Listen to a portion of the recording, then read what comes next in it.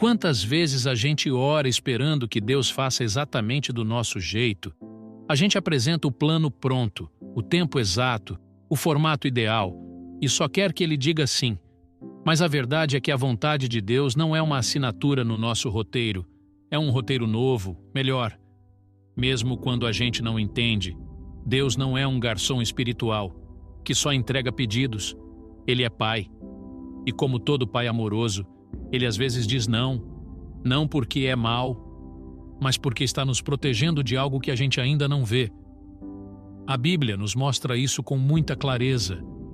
No livro do profeta Isaías, capítulo 55, versículos 8 e 9, o Senhor diz: porque os meus pensamentos não são os vossos pensamentos, nem os vossos caminhos são os meus caminhos, diz o Senhor. Porque assim como os céus são mais altos do que a terra, assim são os meus caminhos mais altos do que os vossos caminhos, e os meus pensamentos mais altos do que os vossos pensamentos. Essa é uma das passagens mais claras sobre o quanto Deus vê além. Ele enxerga o todo, o início, o meio e o fim. Enquanto nós enxergamos só o agora, o que sentimos, o que achamos bom naquele momento. E sabe de uma coisa? Às vezes o que você chama de atraso, Deus chama de livramento. Às vezes o que você chama de frustração, é Deus segurando a tua mão e dizendo: filho, filha, isso não é para você. Quantas vezes a gente orou por algo que hoje agradece por não ter recebido? Quantas vezes, olhando para trás, a gente vê que se tivesse seguido o que queria, teria se machucado? Mas Deus, na sua infinita misericórdia, nos livrou, mesmo quando a gente nem percebeu. Tem orações que Deus não responde como a gente espera, porque Ele nos ama demais para atender nossos caprichos. Tem planos que não avançam, porque não são parte do plano maior que Ele escreveu para nós. E quando isso acontece, vem a dúvida: será que Deus me esqueceu? Será que minha fé não foi suficiente? Mas não. Deus não esquece dos seus. Ele apenas responde do jeito dele, no tempo dele, porque Ele conhece o fim desde o começo. Até o próprio Jesus passou por isso. No jardim do Getsemane, diante da cruz, Ele orou ao Pai, dizendo: Pai, se possível, passa de mim este cálice. Mas logo depois, completou: contudo, não seja como eu quero, mas como tu queres. Isso está lá no Evangelho de Mateus, capítulo 26, versículo 39. Jesus, o Filho de Deus, nos ensinando a orar com entrega, mesmo sofrendo, mesmo com medo.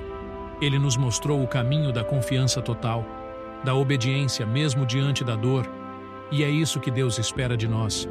Não uma fé que exige, que dita regras, mas uma fé que confia, que entrega, que diz: Senhor, eu tenho um desejo, mas eu aceito o teu querer. Porque a fé de verdade não é acreditar que Deus vai fazer o que eu quero, mas confiar que Ele sabe o que é melhor, mesmo quando faz diferente. A fé de verdade permanece firme, mesmo quando a resposta é não. Ela continua adorando, mesmo quando não entende o caminho. Ela descansa, mesmo em meio ao silêncio. O livro de Provérbios, capítulo 19, versículo 21, diz assim: muitos são os planos no coração do homem, mas o conselho do Senhor, esse permanecerá. O nosso coração planeja, sonha, deseja, mas a última palavra é do Senhor. E sabe o que é mais lindo? Romanos, capítulo 8, versículo 28, nos lembra: sabemos que todas as coisas contribuem juntamente para o bem daqueles que amam a Deus, daqueles que são chamados segundo o seu propósito. Não é que tudo vai ser fácil, mas tudo, até o que parece difícil, vai cooperar para o bem. Por isso, se você está esperando uma resposta, se sente que as coisas estão demorando, ou se a vida tomou um rumo que você não esperava, não exija que Deus faça como você quer. Não cobre que tudo aconteça do seu jeito. Apenas diga: Senhor, faça como for melhor. E confie, porque melhor é sempre o jeito dele. Te desejo uma semana iluminada, meu irmão ou irmã.